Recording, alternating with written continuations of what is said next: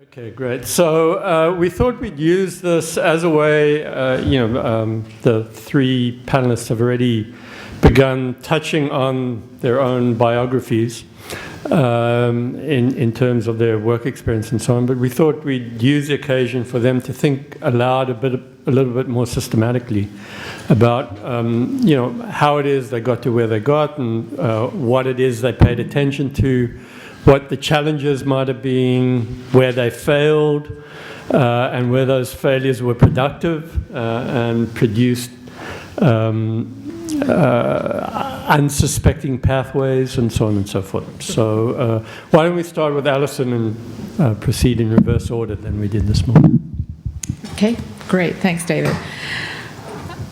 So as I mentioned earlier, my undergraduate degree was in humanities in languages and linguistics, and I then went on and did a master's in Slavonic linguistics at the School of Slavonic Studies in London. If you want to study something that really doesn't have a job path, it's a good place to go. I was at the time seriously considering going on and doing a PhD, and I decided to take a year out and ended up with a job in the as an assistant in the marketing department at Blackwell Publishers in Oxford. And I never ended up going back and doing my PhD. I mean, I fell in love with publishing, and I think, what I've always enjoyed about publishing has been this sort of challenge and dual role of continuing to have one foot in the academic world, but also having one foot in the business world, which I also enjoy. And being in the industry I'm in, I not only get to work with great people internally, but I've had a career where I have been able to meet and work with some of the smartest, most interesting people on the planet. So for me, it's been a great place to be.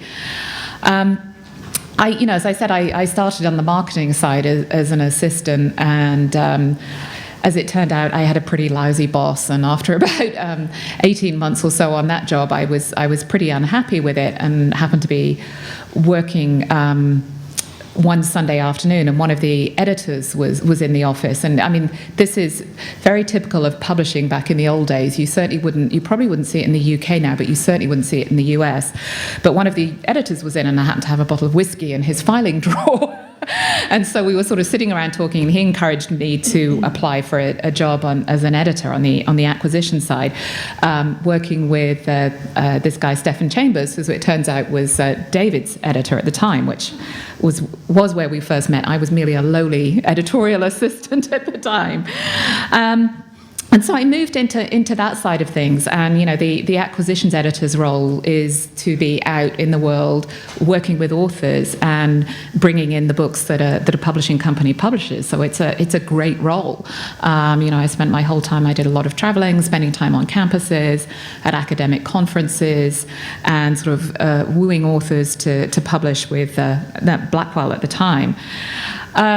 I also, in my last couple of years I was with Blackwell, I did an MBA as well, which for me has turned out to be very useful. And so I was reasonably happy at Blackwell, but thinking about next steps, and I was headhunted by another large publishing company, Taylor & Francis, to move to the US and run a new division that they were setting up. So that was a pretty big decision at the time. I'd never really thought. I'd spent a lot of time traveling in the US. I had never thought about moving to the US. And so I managed to set up the deal that I would move and do this job on a one-year contract, and I would have a job back in London at the end of the 1 year. Well, that was 18 years ago, so it kind of worked out. So I think, that was a good example of taking a risk and not having any idea where it was going to end up. The other key lesson I learned while I was with Taylor & Francis, and I was there for 4 years in the end, but it was a key lesson about the culture of the organization that you work in, and that an alignment between that culture and your own personal values is incredibly important. Taylor & Francis at the time was a company that was run from London. They went public during the time I was there, which meant that the sort of pressure of delivering quarterly results to institutional shareholders became the driving concern of the business. And we could have been producing any kind of widget as long as we were delivering the financial results. And that was pretty unfulfilling, as it turned out. So I was finding myself thinking about moving back to the UK when I got a call from Sage in Southern California. So this was another 4,000 miles west and away from home in some ways, and another big move. Moving to a suburb of LA was definitely not something that had been on my list any more than moving to the US in the first place. But, that was somewhere where I really did see this sort of alignment between the organization and what I really cared about in publishing. And so, although, again, it felt like a sort of strange place for me to move in some ways, it was a sort of a risk I took to decide to move there. I do remember calling my sister in London about 2 weeks after I'd started at Sage, and I joined a gym and was in the sauna or something after a workout, and there were two women having a pretty serious and intense conversation about what kind of breast implants to buy their daughters, wait for it, for their 18th birthdays. And so I can remember saying, I've made this huge mistake, I can't live here, So some of those stereotypes about Southern California are true, but I still love it and miss it in some ways. But I think, I ended up spending another decade at Sage, and it was an incredibly exciting time. We doubled in revenue twice during the period I was there. It was an $80 million company when I joined and a $320 million company when I left. There was a lot of excitement about that, but I think, my decision in the end, I felt for me that I'd become too distanced from the things that I really cared about in publishing, which at the bottom line are the authors and the content. And, I was doing very well in many ways, but I was no longer finding that fulfilling. And so I think I was really at a point in my career where I wanted to do something very different. And so hence, the move to UC Press. And I think, the excitement for me in doing that was I think university presses have an incredibly important role to play in the sort of scholarly and publishing ecosystem. I also think that collectively we have been pretty slow to respond to the overwhelming challenges of changes in publishing. And I saw in UC Press the opportunity to kind of really reinvent the model of the university press for the digital age. To me also there was a huge plus for us just in geographical location. We are at the heart of the technology revolution here in the Bay Area. California also has this reputation, this openness to innovation and to seeing and doing things differently. And as being part of the only large university press that's part of a public university, I thought there was a really important leadership role that UC Press could and should be playing in that. So that has really been, what drove my decision to move here, and what we're trying to do at the press at the moment. So I just wanted to go on and sort of share a few things for you as you sort of think about next steps. I'm certainly not unique in, as I said, in publishing as being a sort of humanities graduate that sort of fell into the profession in some ways. And I think, I think Ralph touched on this earlier, but I think that sort of openness about what your career might be if you don't have something concrete in mind is actually really valuable. And if you're not sure where you want to end up, then actually getting some experience, whether it's just on research projects, on teaching, on helping out with things on campus, doing volunteer work, those give you a chance to sort of really experiment and find out what it is that you find fulfilling. And I do think that that's really important in a career. We spend way too much of our waking life at work not to be doing something that we find rewarding.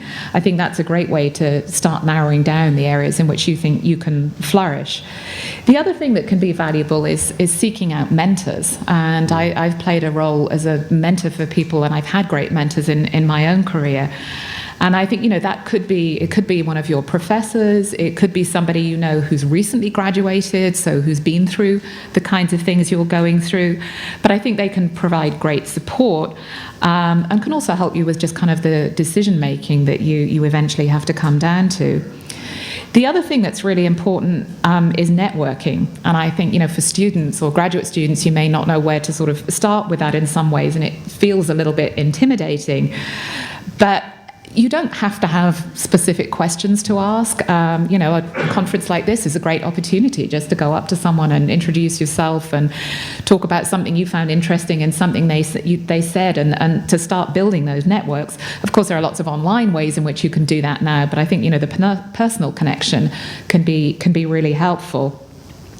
I'm not going to say too much about informational interviews because I know you have a session on that this afternoon, but that is a great way to learn more very specifically about different types of career paths and what it actually feels like to be doing that job.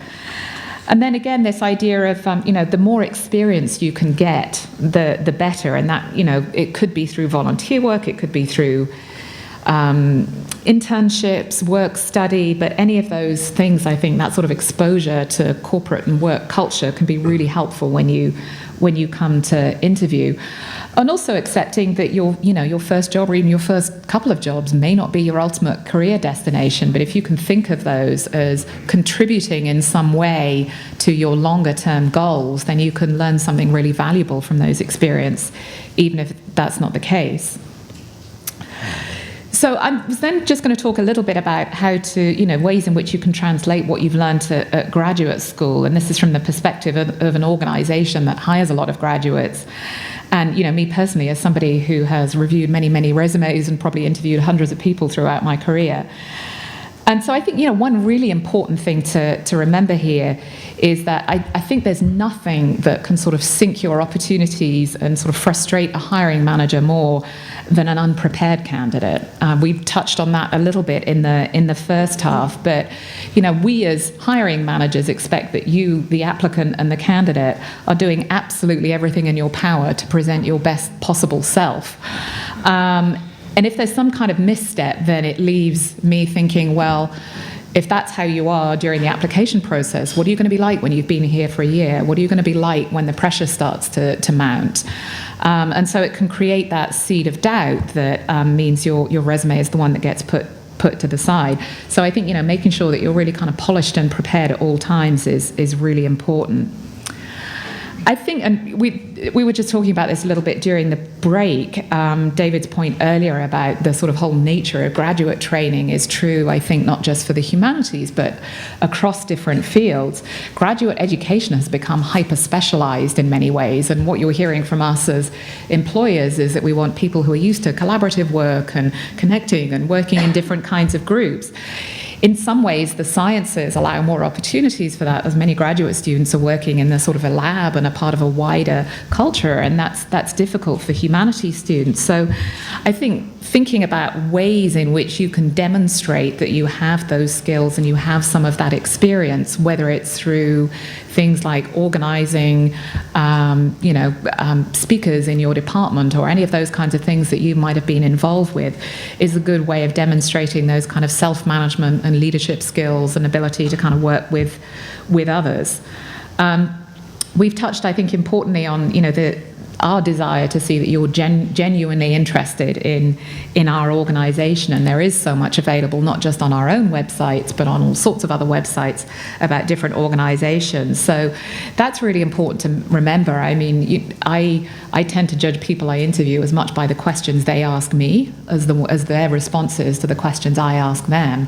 And I think you can really sort of set yourself apart by having really sort of thoughtful questions that shows that you've done your research about the organisation and that you're genuinely engaged. Without a great deal of work experience, your education experience is inevitably going to sort of carry heavy weight. But there are ways in which you can sort of round that out, I think, even if you don't have significant work experience.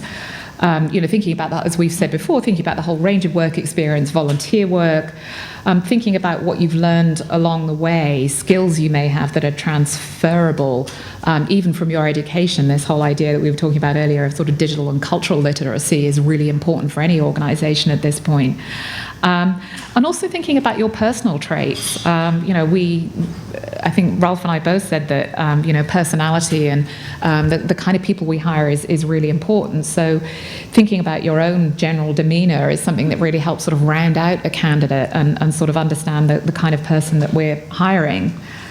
The written applications are where the screening process comes in. So those hundreds of applications that come across our desk do need to stand out in some ways. Just a few comments I'd make on that. I have seen resumes where people try and make them stand out. For example, on neon green paper was one I saw recently. No, don't do that. That's unique. It's not in a good way. And I would personally say, I don't know how others feel about this, but no photos. If you haven't been asked for a photo, including a photo, I don't know, it's kind of creepy in some way and probably not a good idea. I think the other thing to remember is trying to make sure that your resume tells your story. I think you'll probably hear more about this from speakers this afternoon, but most hiring managers look first at your resume. So there are other things that come with it, a cover letter, which I think is important. But the resume is really where a lot of decisions get made. So, making that as sort of results-oriented as you can. I mean, I was reviewing a resume fairly recently for a fairly high-level position, and this was somebody who'd been in the world of work for 10 or 12 years, and it was simply written as a job description. So, trying to focus on achievements, things you've done, contributions you've made, is much better than just listing tasks when you do that. But having said that, I think, I certainly feel as a hiring manager that the art of a good cover letter is something that is rapidly disappearing. And that is something that can really make you stand out above other candidates. Your resume is what gets you noticed, but it's the cover letter and the interview that's going to get you the job. So it's really worth spending time on those. So, above all there, you want to make sure that you're really specific about the job that you're applying for. Not just why you'd be the ideal candidate, but really making sure that you've done your homework about the organisation and you can connect your experience and your interests specifically to something that they are interested in and working on at this point in time. And then I was just going to wrap up with a few comments on sort of what you need to understand about transitioning to the world of work from graduate school. And this is challenging because the range of corporate cultures today are far, far more diverse than it was sort of, in the 1950s or something. You have everything from a kind of Silicon Valley tech startup through to a sort of tightly buttoned up law firm, if I may say so, in some cases. And so I think it's really hard to give specific rules. Perhaps the most important thing to understand is to try and figure out and understand more about your new workplace as quickly as possible. But there are a few common mistakes that, I've seen graduates coming into organisations over the years make, so it's worth pointing those out. The first is that graduate school offers a huge amount of flexibility in how and when you get your work done, and I think that workplaces are rightly becoming more flexible about that and becoming more focused about managing results rather than sort of watching the work get done. At the same time, as a new employee, the workplace and your new boss is really not going to care if you're not a morning person. So you need to sort of pay attention to those things, and you earn that over time. But punctuality and being there bright and ready to start the day is important. The other thing is, I think substance is really important, and it's something that you demonstrate over time.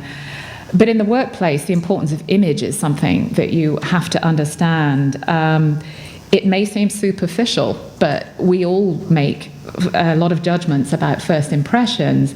And so managing the impressions you make both within your organization, with potential clients, is really important. And it differs dramatically from organization to organization. So I think understanding those norms is really important. But it can make a big difference to how you're viewed by the organization, to the kind of projects you're going to get given, and ultimately to your opportunity to kind of move up within the organization and progress. And then the final point I was going to mention is that your relationship with your new boss is not to be confused with the kind of relationship you had with your advisor or with your professors. And again, obviously that varies between the kind of relationships you've had, but obviously graduate school encourages argument and debate. That may not be the best starting point for your relationship with your new boss. Your new boss is expected to train and develop you and make sure that you succeed, but he or she is not your best friend. And I think sort of understanding the way in which your boss can sort of influence what happens to you within the organization is really important. So if you come in with a sort of open and willing attitude, maturity, you demonstrate that you're able to work well with others, then again, it's an opportunity to get chosen for more responsible assignments and, really kind of work your way up there. But I think, overall, the majority of us as employers are looking for people who are sort of smart, committed, motivated. And if you can demonstrate that, then, the opportunity to move up fairly quickly is there for many of you. So I'll finish up there. Thank you. Just, I'm probably going to have to leave in the middle of Ralph's comments, so I just want to say a few very quick things. First is thanks very much. This has been absolutely wonderful and I think really pointed. So I'm not sure I'll see the three of you when I come back this afternoon, but hearty thanks. I mean, really terrific, taking time out of busy days. The second is just to emphasize some of the things that are floating around. The importance of networks. Graduate school is a place of networking, not just among yourselves, but between yourselves, other students outside of your program, faculty, and indeed using that as connections to worlds beyond the academy. Cultivate those networks, do them smartly. The third is a kind of agility. Right, to cultivate a kind of agility in your thinking, in your capacity to engage others, to curate a kind of persona for yourself. I mean, just as there's huge amounts of information about the organization online that you might be, they can look you up, right? So just be mindful. I'm not saying don't say things or do things online, but just be mindful about what it is that you might not be able to erase so readily after the fact, and you might, later on rue the day that you actually floated those things. There are things, as things came online in the 1990s that I said that are still floating around out there. I wish I could take back, right? So, or might have said a bit more judiciously, and being judicious and making wise decisions. Cultivating wise decision-making across a range of landscapes, I think, is crucially important. And then, I would just sort of end by saying, be cool, but not too cool. Nice. Well, thanks very much, David and Kelly, for pulling this together again. So a couple of things. I was just taken by your challenge to talk about our failures. So I'm going to try and talk about my path in terms of one big failure. And I'll see if I can do that.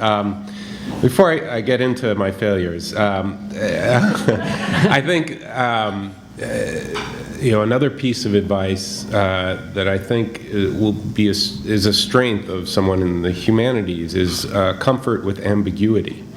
And one of my favorite books is Dangling Man by Sal Bellow. And if you're not familiar with it, the main character is going to go off to serve in World War II. He's been called, but he's not quite sure when it's going to happen, and he's kind of dangling in life. And in life, we all have moments like that where we're uncertain about what's next. And I think the ability to be in that uncertain time is a real strength. And then to take risks is a real strength. And every time that I've taken a risk in my life, it's usually ended up to be a good thing. And I think about Allison and how bold she was to come to the United States and then to come to California, and now she's the head of UC Press, which is a tremendous position to be in. And I think if she hadn't been comfortable with ambiguity and taken chances, she wouldn't be in this position. So just encouraging you to think about that a little bit. So my failures. So my father went to UC Berkeley. It took him 10 years, and he got his PhD in poli-sci. And he went on to, at that point in the 60s, job market was wide open. He had 2 interviews, was offered 2 positions, and ended up in San Diego State and taught there for his whole career. And so part of me growing up, I saw the good, the bad, and the ugly of academia. And there was a part of me that was very attracted to academia, the freedom of thought, the schedule, the ability to interact with students, to write. Those things were very attractive. And so as I went through my undergraduate education, I took 2 risks that at the time I thought were risks, but really helped me in the long term. One is I studied in Germany for a year. That year I met lifelong friends that have shaped me, including my wife, in very fundamental ways. And then I studied in Indonesia, which was just an incredibly mind-opening experience. I came back and I went into graduate school, I think very idealistically. I studied international relations with this kind of notion, I think, of, if I understand how the world works, perhaps I could change the world. And it hasn't quite worked out that way. But so I failed. I wasn't able to change the world on a macro level. But during that experience, I was able to go and study in Eastern Germany. It was the summer of '90, so the Berlin Wall had just fallen, and I was at the Institute for International Relations. This was kind of the JFK school of the East Bloc and beyond. So you had, communist leaders from the ANC there. You had, people from the Soviet Union and Poland. It was just really an interesting place, made even more interesting by the fact that these people who had done everything right, everything that you would need to get into the JFK school, all of a sudden had the carpet pulled out from underneath them. And we're like, what the hell do we do now? For me, it was a very opening experience to realize that, you can do everything correctly and life will throw you a curveball, right? And so I came out of that experience, finished up a master's degree, and decided that a couple of things. One, international relations, nobody really saw the fall of the Berlin Wall coming. And I thought, wow, if they can't see this biggest moment in history coming, how can they really think about this idealistic vision I had of being able to shape the world in some way was fundamentally flawed, and I decided that was not the direction I wanted to go with my career.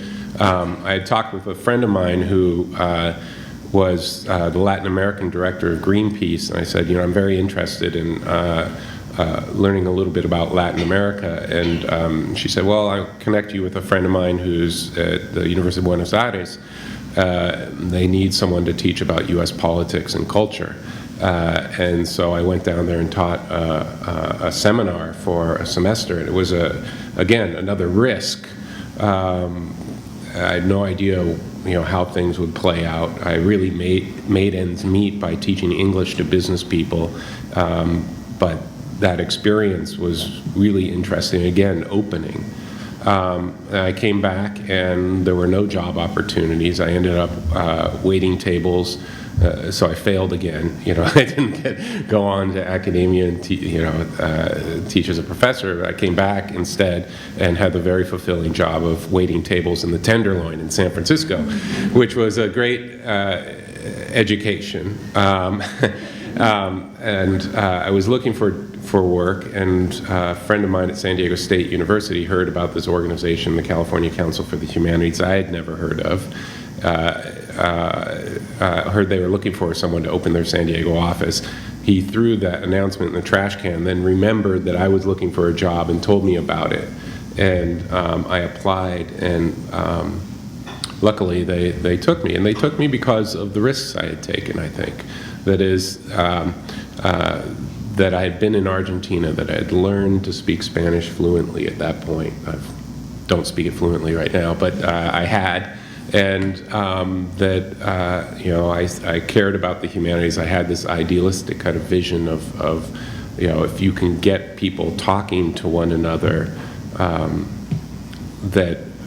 that was a pathway to creating a better world. So I think the education, these mistakes and risks I had taken, mistakes I had made, had kind of led to this path. And when they asked me when I was hired how long I'd stay with the organization, I said 2 years, and it's been 22 years. So I thought after 2 years that I would go on and do something else. I don't know if it was a failure of imagination, but for me it's been very fulfilling, because every few years we've come up with, to me, interesting and engaging projects. David mentioned the Grapes of Wrath project, where we got the state of California, people across the state, to read the Grapes of Wrath and talk about it in terms of contemporary implications, in terms of immigration. And Jan Goggins, who's in the back of the room, is a professor now at UC Merced. She was a graduate student at that point and traveled around the state talking about her research with people outside of academia and why the Grapes of Wrath mattered, why it was relevant to today. And I think it was an important moment in her early career. We're doing an initiative now about veterans returning home from war, and called War Comes Home. And I thought it would be interesting, given the fact that California has the most veterans of any state in the nation, and we have this drawdown from Afghanistan and Iraq. What does that mean for our culture? What does it mean for each of us as individuals and as a society? And we'll have, in the fall, 1,000 programs across the state that explore that issue outside of academia, which was interesting. So in just thinking about my path, in terms of what you can learn, I don't know. Risk-taking, being open to failure, committing to something that you're passionate about. Kind of cliche, but those are all things that you have to discover within yourself and push yourself to do, and I think you'll be successful. Alice has said one thing about perception, how you're perceived, that I wanted to touch on. I was in LA last week, and I had dinner with the novelist Alex Espinosa, and he's writing a novel right now about kind of the culture around lucha libre in Mexico.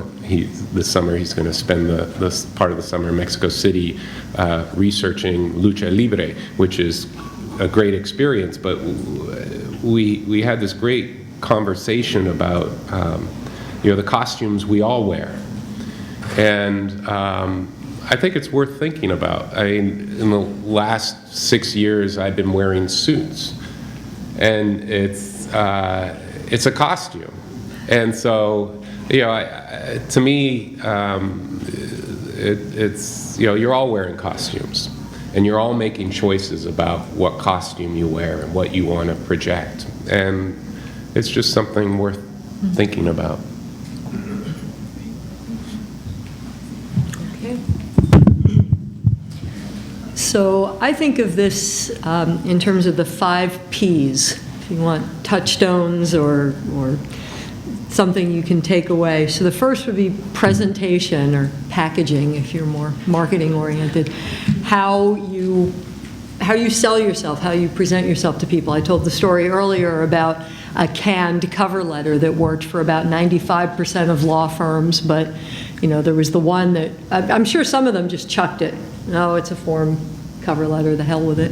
But one firm actually said, no, we're not interested in someone who wrote a letter that basically covers every possible area of law and says you're interested in all of them, and I'll fit in anywhere kind of thing. And that made an impression on me going forward that, from the very beginning, from the resume, so no bright green paper, okay, I was thinking maybe bright pink would work better.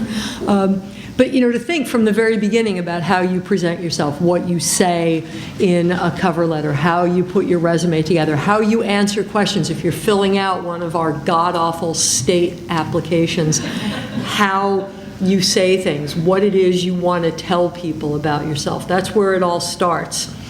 And then when you're in the application process or when you're on the job, being positive, right? Focusing on the things that you can bring where you fit in. When I interviewed at the first law firm that I worked at after law school, the first partner I met with, was kind of going through my resume and, well, we don't really do this. Well, we don't really do this. And I kept starting to get up, like, okay, well, thank you for your time.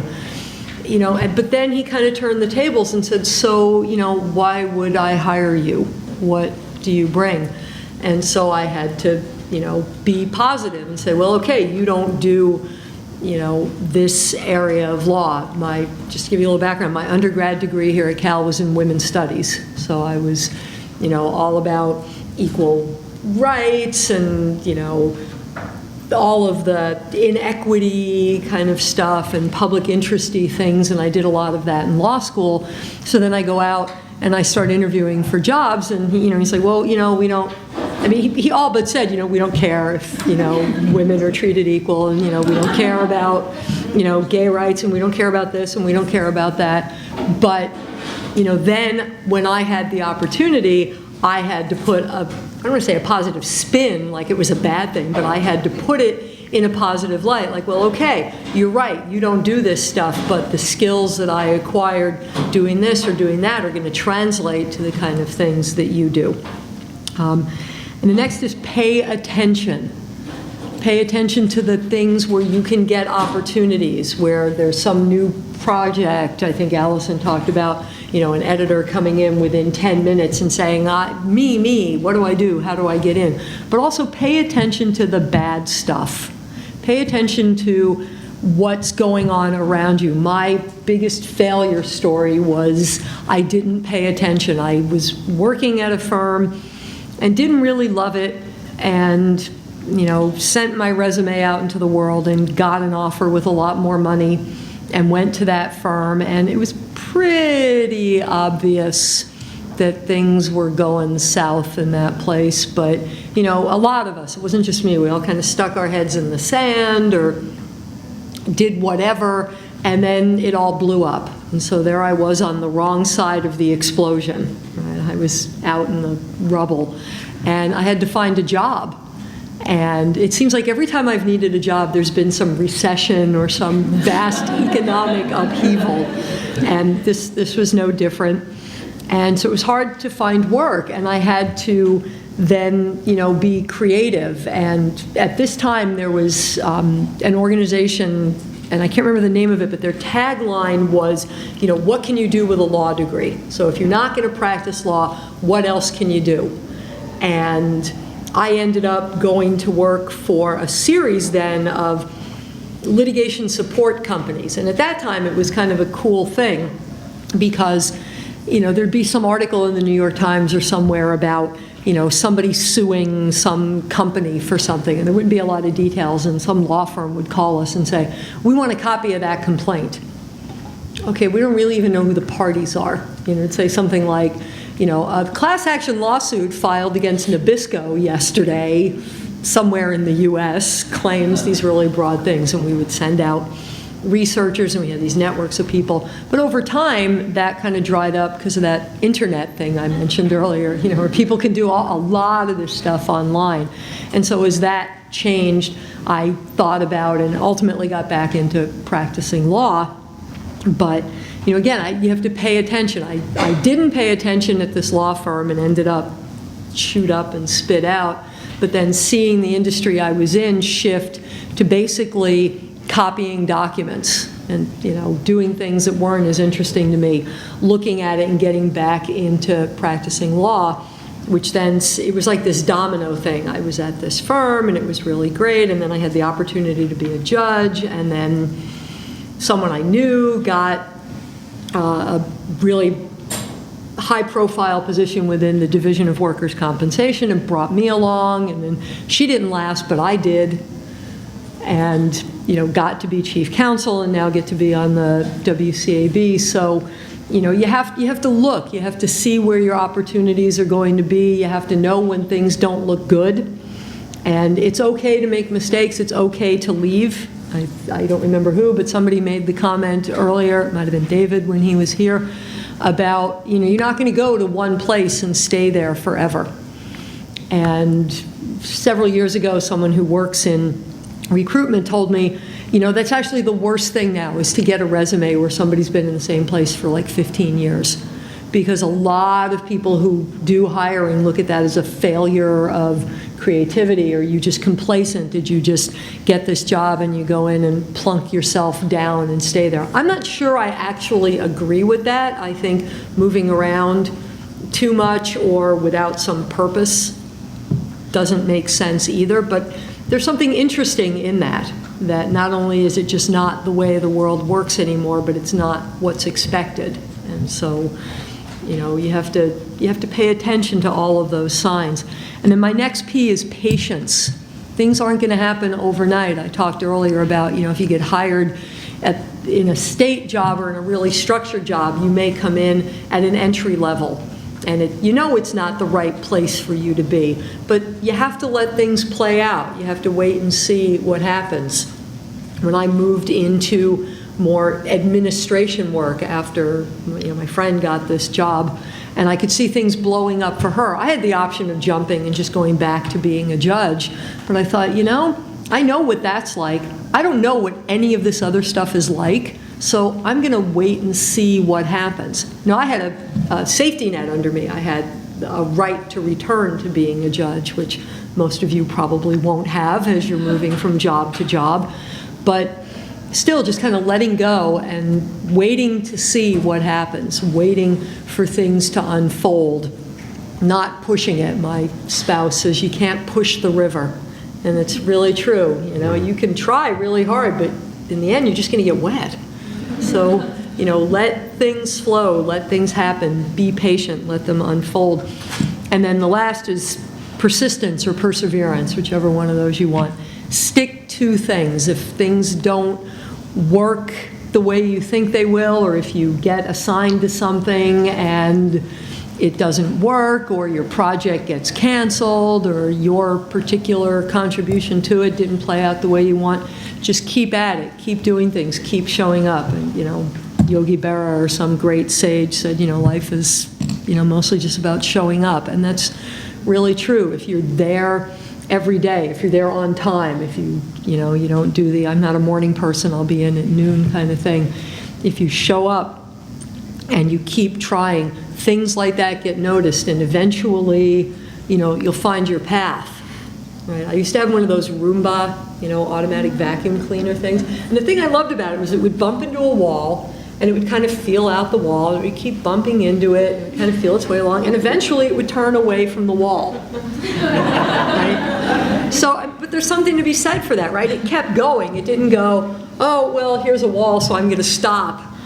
It kept looking, and I think you have to keep doing that, not keep bashing your head against the exact same spot on the wall, because people will notice that and not think highly of you. It goes back to that pay attention thing, but kind of feeling your way along. Okay, this isn't it. It's like being in a room in the dark, right? Here's wall, oh, that's the window, there's a door here somewhere. If you keep at it and you keep doing things in a considered and thoughtful way, you'll find the door. You'll turn away from the wall, whatever, mental image works for you. And then eventually, with enough of all of these P's in the mix, you end up somewhere that you're happy to be at, and that's where you're supposed to be. Thank you all. A lot of what you're talking about really speaks to me in my experience in graduate school. I'm thinking about risk and the kind of risky scholarship that I feel like I tried to do. Certainly the perseverance. This all kind of, of course, being comfortable with ambiguity really kind of speaks speaks to the experience. Something that came up that I would like to hear a little bit more about, and then I promise I'll hand it over to you all. But this idea of networking, and it's something that I didn't get a lot of. I mean, I could network at a conference, right? But a lot of these conferences were really big, anonymous kind of venues, and networking with other academics is one thing. But I think you're talking about a different, maybe kind of networking. And I guess I would love to hear you talk a little bit more about that. And my question is, are people interested in the work that we've been doing? I mean, can I talk to people when I network about my scholarship? Do you have the sense that people would be interested to hear about that? Versus kind of trying to find a job networking. Do you know what I mean? I want to say one thing about that. You can be networking and not know that you're networking, right? I mean, there's the conferences and the places where you know who this person is, and you know that, if you're charming enough or witty enough, or you give them enough drinks, you might be able to get an in on a job. But there's also just the day-to-day stuff. Like, I talked about this person I knew who became the administrative director of the Division of Workers' Compensation. I met her because we were lawyers who had cases together. We were on opposite sides of cases, but, by having a good working relationship, we became friends. And she became a judge. She helped me to become a judge. She got that job. She took me along with her.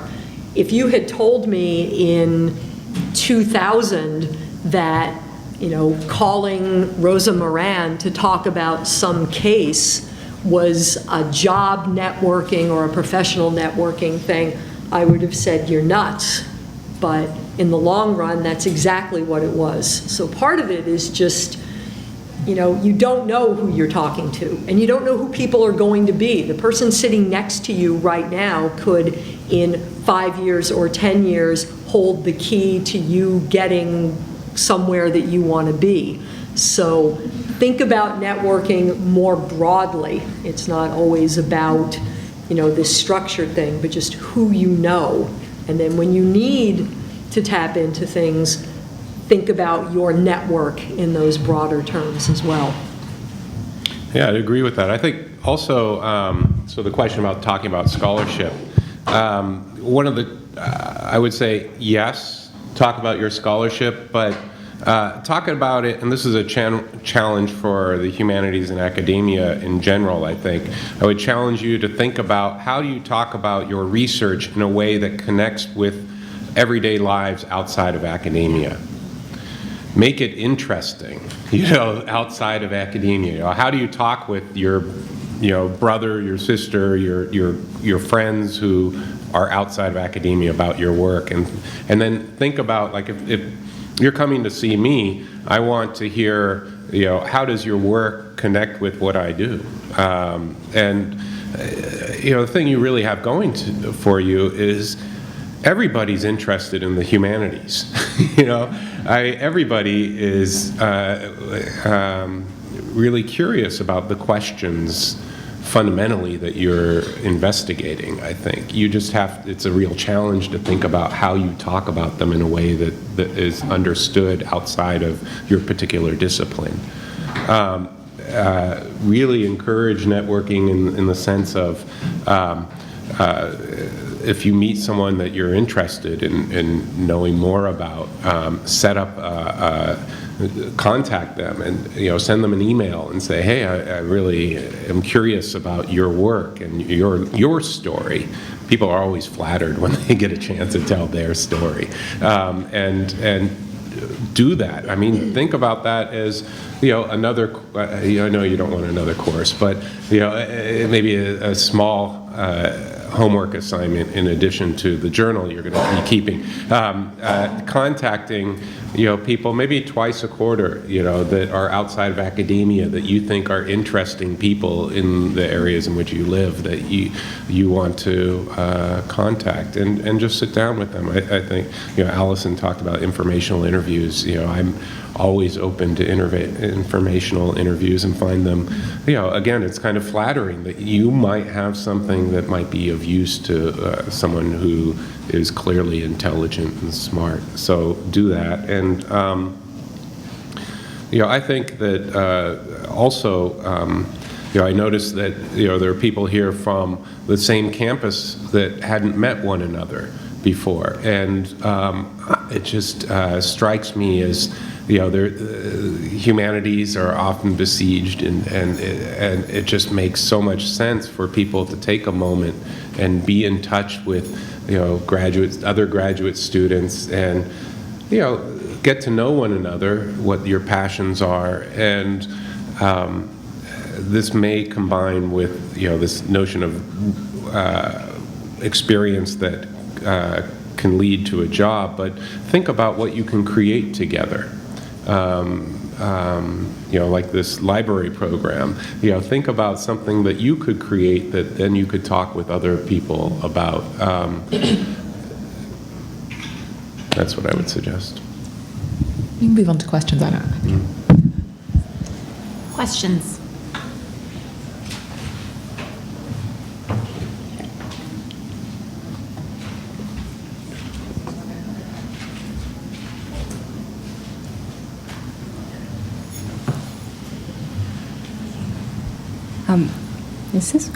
Hi, my name is Satoko Kakihara. I'm a student in literature at UC San Diego. I wanted to thank you for the insightful comments you've given, as well as responses to the questions from audience members. I've listened to the session with both excitement and unease, and I think I've had the excitement because you've spoken so eloquently about the possibilities beyond graduate school, putting our passions to work and figuring out how to make something of what we've done so far. I think the unease has kind of come from thinking about what it all means practically.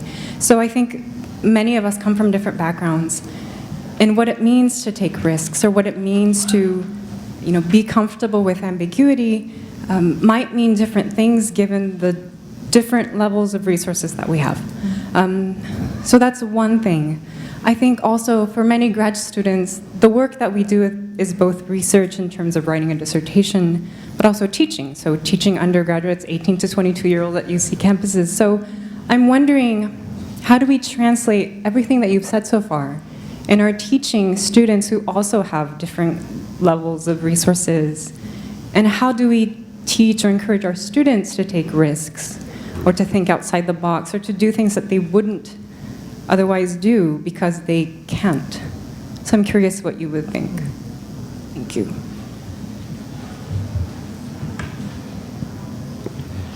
Yeah, great questions. I think the teaching side of it is actually, it's a really good one to have raised, because, many of you are TAing, and we, it's not something we've talked about a lot here.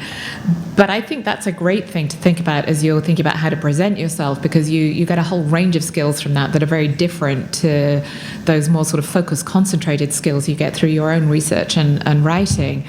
That teaches you a lot about communication skills and about influencing people. All of those things are the, really important skills that employers are looking for. So, as you think about presenting yourself, that's a really important part to focus on. I think the point about risks without resources is a really good one, and I think trying to think about ways in which you can do that and encourage the students you're working with now to do that as they go along is really helpful. And I think volunteer work is a great example of a good way to get experience without sort of cost to yourself. Now, I know a lot of you have to work to put yourselves through graduate school, so the idea of volunteer work is challenging. But I think that's a really good way to get experience and to be able to demonstrate, those skills around motivation, self-starter, able to manage your own time, even leadership skills and so on, that are kind of the generic kinds of skills that a lot of employers are looking for. But to do that in a way that you can manage more in some ways.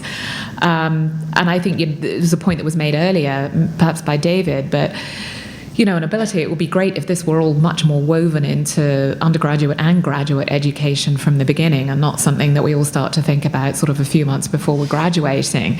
And so perhaps that's something that you can bring to your students, some of the things that you take away from this as things that, they can start thinking about earlier on.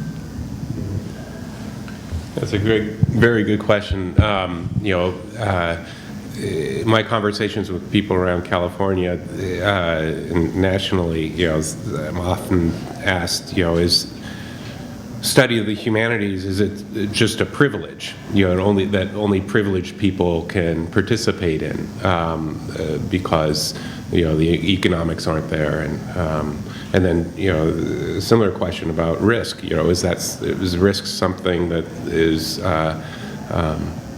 you have to have a certain privilege to actually have the luxury to take risk, and I would strongly say that the humanities aren't just something for the privileged. I think, and I think you all represent that.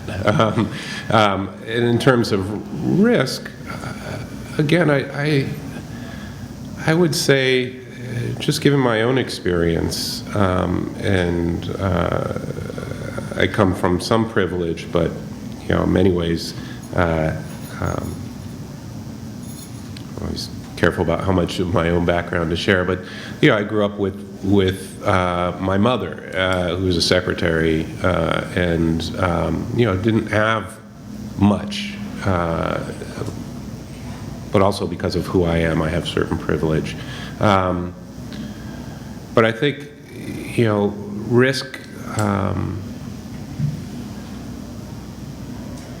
isn't necessarily tied to privilege all the time, and that I think there are some structural challenges with taking risk, but at the same time, I think, and it might come to partly to this notion of mentorship and keeping open to possibility that some of those risks, if you have a certain orientation,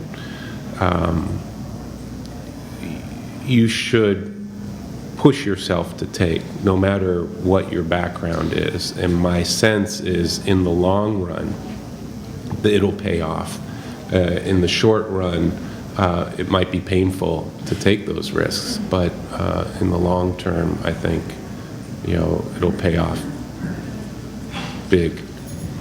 So I don't know if that addresses your question, but it's a tough one, and I tried.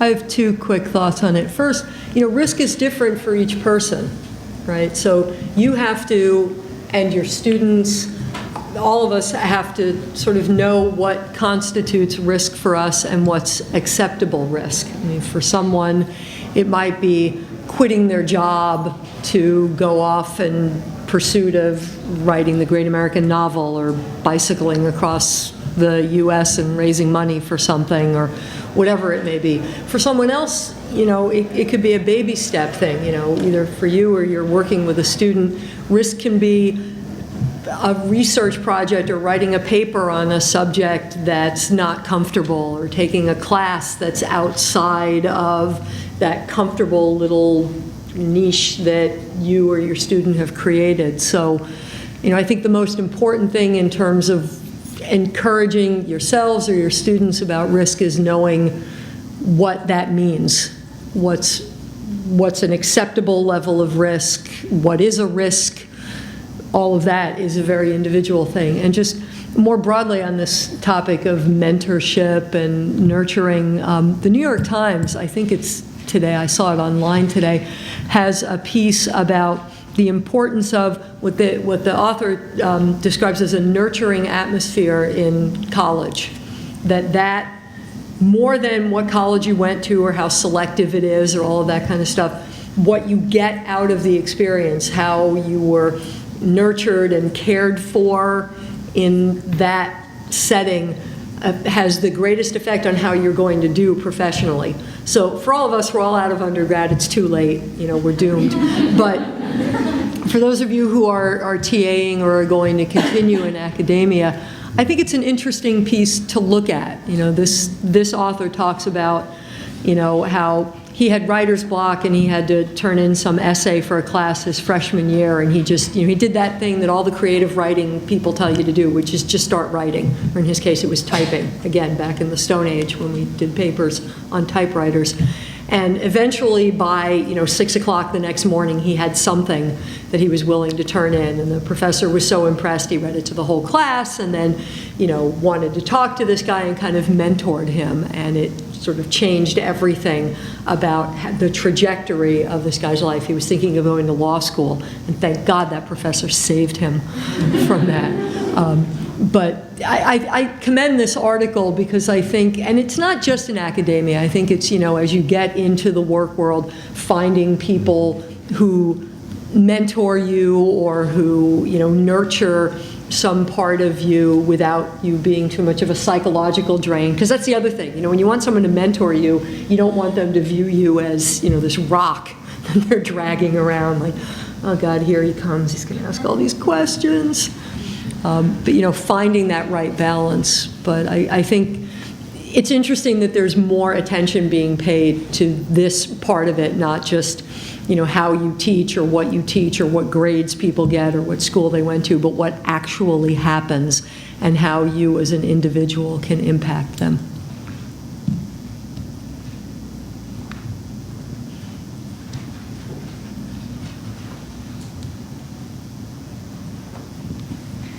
Thanks. Hello. I have several questions from what I took away, which is a lot from what you just said. First of all, as grad students, we have come to a certain age, so we don't feel like beginners anymore. We're into research, we're teaching, and now you're talking about entry-level positions. When you hear that for the first time, it may be a little frustrating. So I would like to hear with who exactly are we competing with? Who are the other ones applying for these jobs? Are those people with bachelor degrees? Are those also grad students? I would be interested in hearing more about that.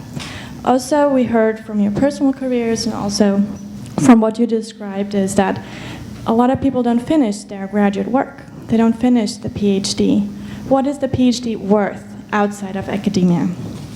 Would you encourage us, like during the graduate school, to kind of experience and find other fields like nonprofit work, museums, like all the things you mentioned, and then kind of exit from graduate school? Or is it worth finishing it? What does that paper in the end really mean?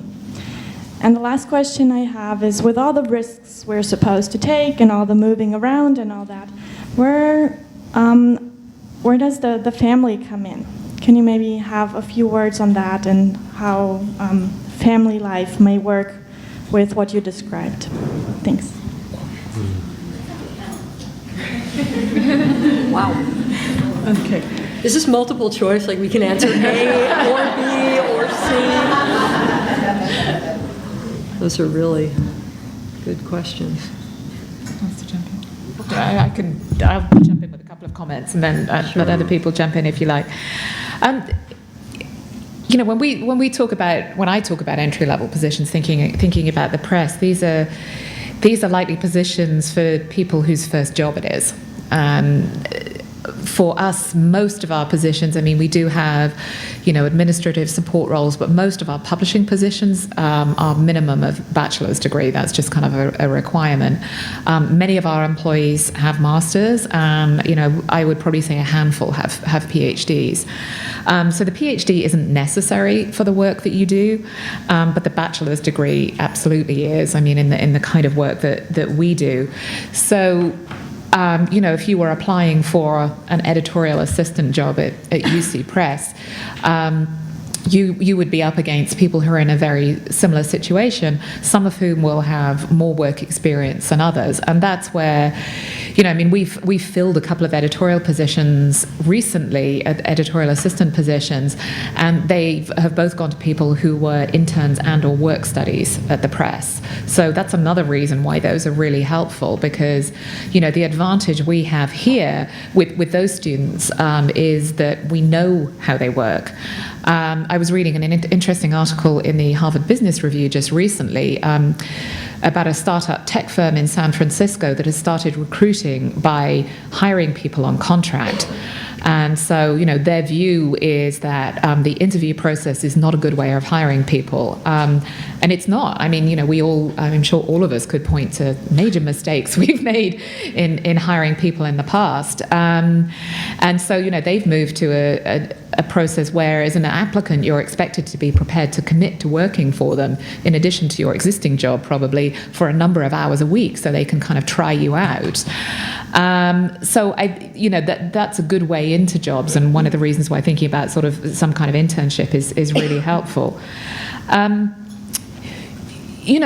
the kind of work we do, the academic training is really important, but not specifically a PhD. So I think, to be absolutely honest, from our perspective, a PhD, if you're up against another candidate who has great work experience, isn't necessarily going to give you an advantage. And that's going to vary widely across the kinds of jobs that you're looking at. And there are some where PhDs will be essential. But it really varies. So I think understanding, that's where this whole idea of sort of understanding the organization can really help. You may be applying to some organizations where you really want to focus on the PhD, and that as being something that's absolutely critical to them. You may be applying for other jobs where that's less important, and so playing up some other aspect of your experience is important. So, I think that's a good example of somewhere where the research on the organization itself can really help. In terms of work-life balance, that really varies across organizations as well. And, I've worked in companies that the company I was, Sage, where I was beforehand, had changed dramatically in this, and it had sort of got to a point where there was, certainly at the executive level, an expectation that you were on email 24/7. And if you were in the 8 a.m. meeting and hadn't seen the email that went out from somebody at midnight, you were kind of behind the curveball. And, I personally think that's extremely unhealthy.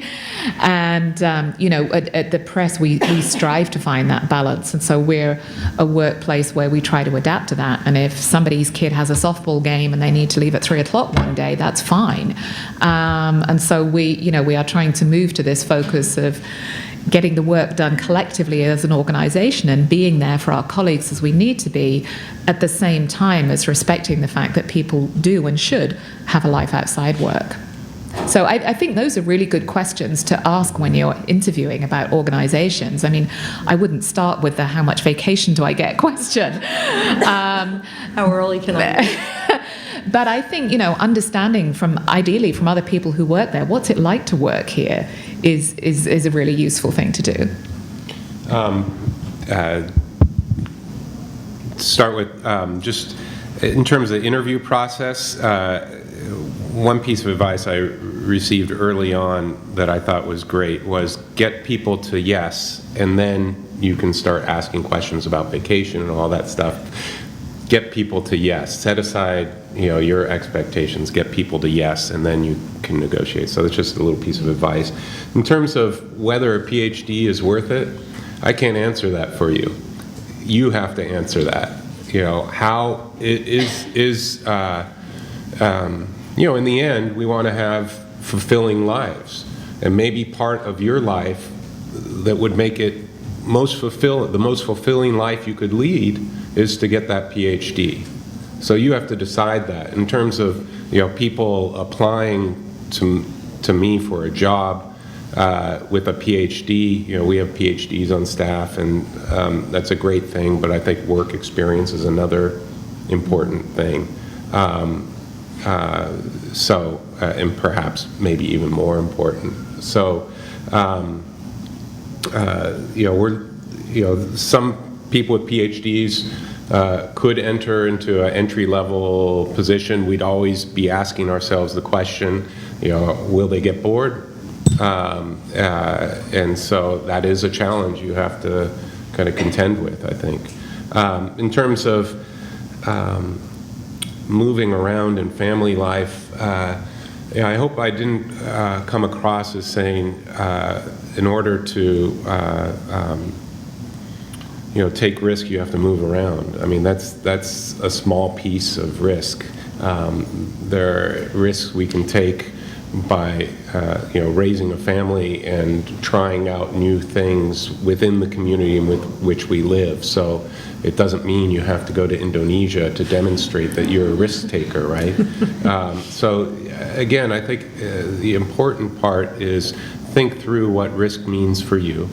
Think through the purpose of the risk. Like for me, the purpose of the risk is always thinking about how it will stretch me as a person and how it will stretch the values that I hold important, how I'll learn more, learn how to be a better person in the world, learn more about how to serve other people. And you can take risks like that abroad or locally, risks that involve your family or not. It's up to you. I agree. Every job I've had has been either in San Francisco or Oakland. So, moving around doesn't necessarily mean packing up your house and moving. It's just, moving around within jobs. So, and I think I agree also that, different organizations have different cultures. If you're looking at working for a larger organization, another great benefit of that internet thing, there's no lack of people blogging about what it's like to work somewhere. I mean, keep in mind that it's usually the really negative people who take the time to sit down and pound out how miserable they are. But, there are ways to get a handle on what an organization is like. I can tell you, generally, if you work for a government entity, people don't expect you to be wired up and responding to things 24/7, unless it's part of your job. As chief counsel, they gave me an iPhone and told me I had to have it with me at all times. And during our break earlier, I, of course, reflexively pulled it out. Well, I'm in the middle of moving out of that role into a role where I'm not required to be wired in. And somewhere between when we started and that first break, they took my iPhone away from me. So all my emails were gone. They're all, like on my, my account. I can get to it on my computer, but, I was like, oh, I have a few emails, and I went to open it, and it all just went poof. Which is great, because now nobody can expect anything of me. And I know I'm going to go through withdrawal, because for like 2.5 years I've been walking around like this. But I look forward to that. So, you have to just know that there are certain organizations or certain types of work that are going to be more or less demanding. As I said, generally speaking, government work is a little bit more 9 to 5. If you go work in private industry, the rules aren't quite the same. In terms of entry-level work, we have positions that require masters. I don't know if we have anything that requires a PhD, but for our researcher positions, you've got to have some advanced degree. So when we say entry-level, we don't mean entry-level into the workforce. We mean entry-level into this type of work in our organization. So again, it's all relative, right? How is this being defined? When you say entry level, is it, the kind of job someone gets when they get out of college, or is it the kind of job someone gets after they've gotten a master's or a PhD? And I'm going to, echo that no one but you knows whether it's worth getting a PhD. One thing I can say is I have known people who have had PhDs in areas that have nothing to do with the type of work that they're doing, because for whatever reason, either because they couldn't find a job or something else was more engaging to them. And I don't think any of them ever said, gee, what a waste of time getting the PhD.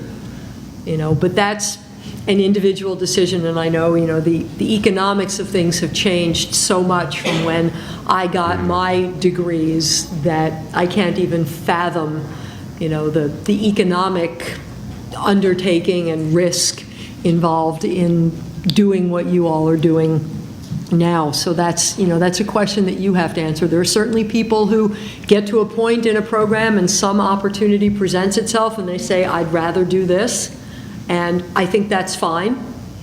There was some discussion earlier about, this stigma that if you have a PhD and you're not in a tenure track position, you're a failure. Well, there's also this idea that if you started some degree program and you didn't finish it, that somehow you're less than or there's something wrong with you. And I don't think that that's necessarily the case. I think sometimes the smartest thing someone can do is say, this isn't where I want to be. This isn't what I want to do. So I'm going to stop doing it now. And that's really hard to do. But again, you know, you're the only one who knows what's important to you. And unfortunately, none of us have a crystal ball. It might feel right today, and in 10 years, is it going to feel the same? You're the best judge of what that's going to mean for you. I'm going to jump in quickly and then we'll go to lunch, but I think those are really good questions. And I think a lot about them, especially as, you know, as somebody with a young child, and when I was leaving graduate school. What I will say is that a lot of the jobs that I see cross my desk, because I get a lot of job announcements, a lot of the ones that I personally think are interesting ask for a PhD and then want to pay you very little. And you guys know, I mean, if you've been looking at jobs, this is just the reality. And I have many friends who apply for jobs and leave the PhD off the resume and just say they got a master's. And that is really, really hard. And I mean, but I'm outing what my experience has been. All right, that's a situation, and I think it's about can you live with that? How do you live with that? What I will say, I think I'll speak for myself. I think hearing something like entry level freaks me out. But then having to understand that it's a different language, that I'm speaking a different language or I'm hearing a different thing being communicated, and so it's not entry level in the way that I might have thought it was entry level. But that also, even an entry level position, which is what I would describe the position I entered at UCHRI, people who respect the PhD can quickly become something else. You've got to get in there and you've got to show them what you can do. And so taking all the advice that they've given you, you do it and you go in there and you sacrifice. I had to sacrifice, right, to even take this position and move from Oakland down to Irvine. And hopefully, and there's no guarantees, but hopefully then you move into something else. And the last thing I'll say is that I think that we have a lot of work to do in terms of workforce development. So, you know, especially in humanities, we're so focused on ourselves, right? But there are other people out there that we need to be communicating with. And so as you're doing informational interviews, as you're thinking about meeting people, this is an opportunity for you to help develop them so that they can understand, people who might not even have a master's, so that they can better understand, what do you bring with a PhD? Why would they want to hire you? So hopefully in 10 years, we don't have to leave a PhD off the resume, right? You know what I mean? That they'll get it and that it'll actually get us something. Anyways, there will be more opportunities to talk, but I know we need to break for lunch, and I just want to thank our panelists one more time for taking the time to be with us today. Thank you so